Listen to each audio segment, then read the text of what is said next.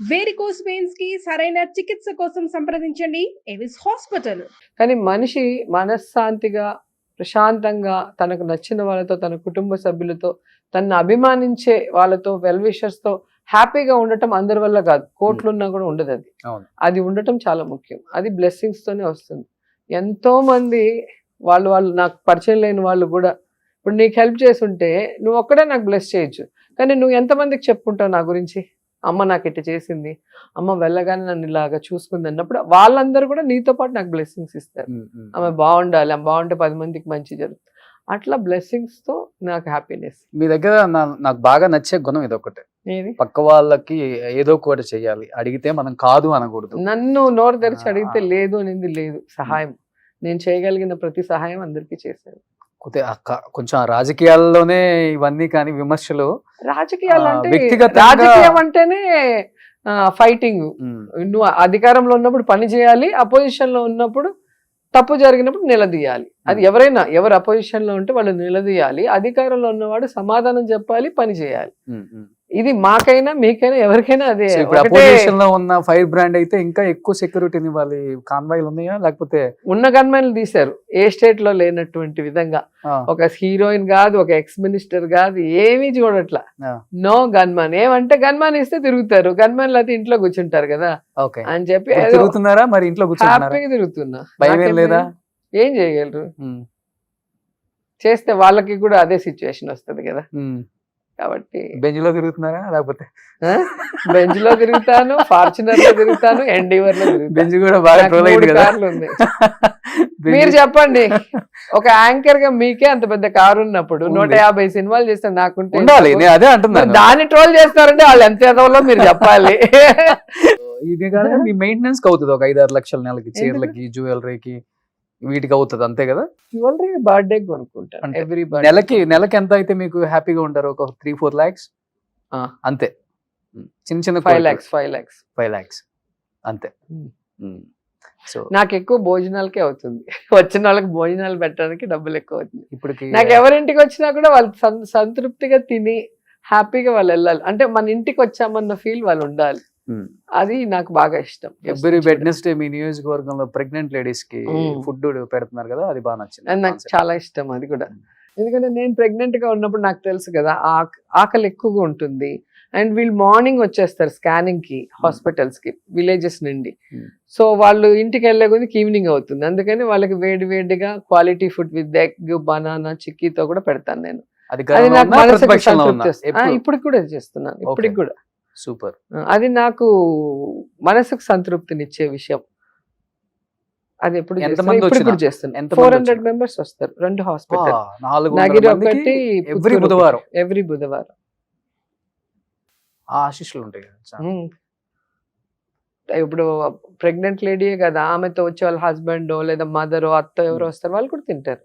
Okay, ఎవరికి లేదని చెప్పం.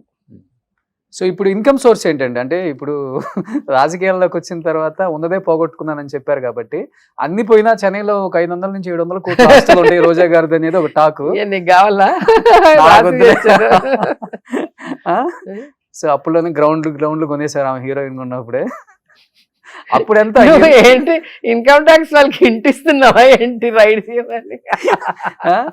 అది కాక మీ ప్రతి స్టేట్ లో ఒక ఇల్లు మీద బాగా చర్చ నడుస్తుంది ప్రతి నాయకుడి దగ్గర. అప్పుడప్పుడు ఆమెకి చెన్నైలో ఒక ఇల్లు, హైదరాబాద్ లో ఒక ఇల్లు, బెంగళూరులో ఒక ఇల్లు, అమరావతిలో ఒక ఇల్లు, నగర్ లో ఒక ఇల్లు. నాకు ఉండేది 3 ఇల్లు మీద ఎక్కువ నడుస్తుంది. 3 ఇండ్లు ఉన్నాయి. ఒకటి చెన్నైలో ఉంది, ఎప్పుడు నేను ఈ పెళ్లి కాకముందు ఇల్లు. అవును. హైదరాబాద్ లో ఇల్లు ఉంది, నేను రాజకీయాల్లోకి రాకముందు ఇల్లు. నగిర్ లో ఇల్లు నేను మంత్రి కాకముందు కట్టుకున్న ఇల్లు. ఉన్నది 3 ఇల్లు. నేను పోయి హోటల్లో ఉండలేను, ఎవరింట్లో ఎక్కువ రోజులు ఉండలేం కదా లేడీ.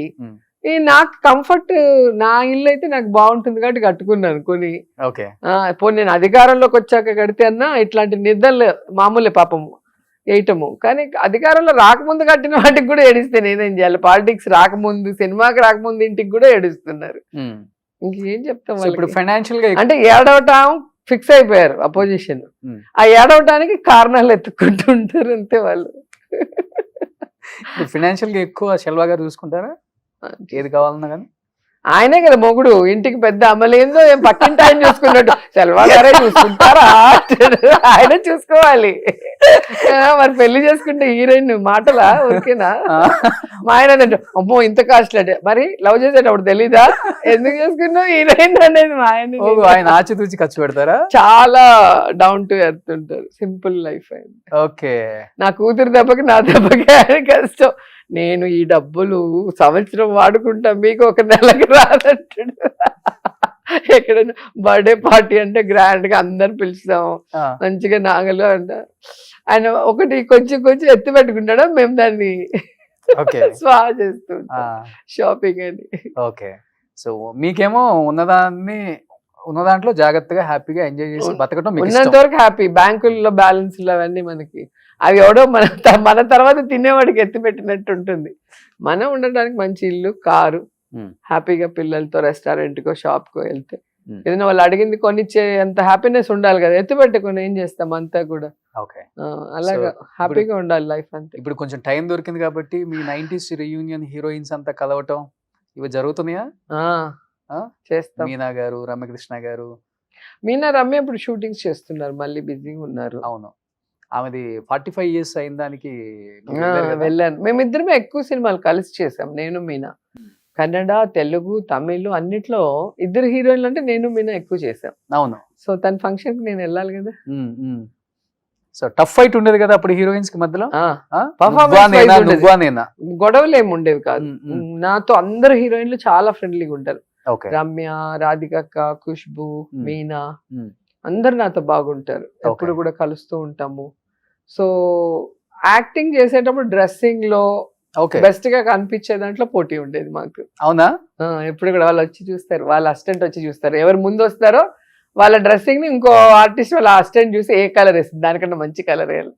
అన్ని రెడీగా ఉంటాయి కదా. మాకు ఒక డ్రెస్ ఉండదు, 10-15 ఉంటాయి. సో అప్పటికప్పుడు ఒక హౌస్, ఇప్పుడు బొబ్బిల్ సింహము ఇద్దరికి చీరలే. సో వాళ్ళు ఏం కలర్ వేస్తారని మేమేం కలర్ వేస్తామని వాళ్ళు చూస్తూ ఉంటారు. అంటే బెస్ట్ గా ఉండడానికి పోటీ పడేవాళ్ళం. ఫస్ట్ నుంచి కూడా మీరు చీరల్లోనే అందంగా ఉంటారులే. అబ్బా, పెర్ఫార్మెన్స్ కూడా చీరల్లోనే బాగా చేసేవాళ్ళం. అబ్బా, అంతే కదా. మీకేం కంఫర్ట్ ఎక్కువ అంటే ఈ డ్రెస్ వేసుకుంటే బాగుంటుంది అట్లే? నేను నాకు వల్గారిటీగా ఎక్కడ కనిపించింది. నేను ఎక్కువ శారీస్, అదే ఎక్కువ శారీస్, అదే నాకు గుర్తుంది కాబట్టి నేను చెప్తున్నాను. శారీస్ లోనే అప్పటి నుంచి ఇప్పటికి శారీస్ లోనే రోజా గారు అందంగా ఉంటారు. Thank you. అందుకనే వేరే డ్రెస్సుల్లో వచ్చి ట్రోల్ చేసేది. అక్కడ నువ్వు స్విమ్మింగ్ పూల్ లో చీర కట్టుకొని దిగమన్నట్టున్నావు, భలే చెప్తావు. ఏ ఊర్లో ఉంటామో దానికి తగ్గట్టు డ్రెస్సింగ్ చేసుకోవాలి. ఎడారిలోకి వెళ్ళి పట్టు చీరలు కట్టుకోండి, లేకపోతే ఎండల్లోకి వెళ్ళి పట్టు చీరలు కట్టుకోండి అంటే మనకి కాదు. అది చెప్పేవాడు పెళ్ళాం, కూతురు, చెల్లెలు ఏ డ్రెస్ వేసుకుంటుందో వాడు ఒకసారి వెనక్కి చూస్తే మళ్ళీ ఇంకోసారి ట్రోల్ చేయడు. సమయం సందర్భం బట్టే కదా ఉంటాం. ఫ్లైట్ లో పోతాం, చుడిదార్ వేసుకొని పోతాం, సూట్ కేసులు ఉంటాయి, బ్యాగులు ఉంటాయి, చీర ఎత్తుకుంటే దాని మీద వేసి కింద పడతాం. సో ఆ కంఫర్ట్, అంతేగాని వల్గర్ గా ఏదో స్లీవ్లెస్ లో షార్ట్స్ వేసుకుని తిరగను కదా. నేను ఎప్పుడు కూడా తిరగను అలా. అవును. సో ఫుడ్ ఏం తీసుకుంటారు రోజా గారు? ఫుడ్ బాగా ఇష్టంగా తింటా, కొంచెం తిన్నా ఇష్టంగా తింటా. ఇప్పుడైతే కార్తీక మాసంలో ఉన్నాను, ఫుల్ వెజ్, అందుకే. ఓకే. లేకపోతే నాన్ వెజ్ ఇంట్లో ఎప్పుడు ఉంటుంది నాటుకోడి పులుసు, ఫిష్. ఓకే. సో కానీ మీ అధినాయకుడు మటుకు ఎప్పుడు అదే మెయింటైన్ చేస్తారు. ఏం ఫుడ్ తీసుకుంటారు? ఆయన వచ్చి 2 hours జిమ్ చేస్తారు. 2 hours gym every day. And food కూడా చాలా లిమిటెడ్ గా, అన్ని ఏమంటారు ఆకుకూరలు, ఫ్రూట్స్, వెజిటబుల్స్ అవే ఎక్కువ తింటారు. రైస్ అవి తిన్నారు. అందరూ అంతే. శర్మిల గారు గాని, భారతి మ్యామ్ గాని, అమ్మ గాని అందరూ చాలా లిమిటెడ్. మీ నియోజకవర్గాలకు వచ్చినప్పుడు తెలుస్తుంది అసలు వాళ్ళు ఏం ఫుడ్. మాకు పాదయాత్ర వచ్చినప్పుడు చూసాం ఫుడ్. ఒక ఇంటర్వ్యూలో కూడా చెప్పాను నేను, అన్న తినేటివి అడిగితే. ఇడ్లీ, దోశ లాంటివి తినరు, చాలా తక్కువ. ప్రోటీన్ ఫుడ్, చాలా ఏమంటారు హెల్త్ కాన్షియస్ బాగా అందరికి.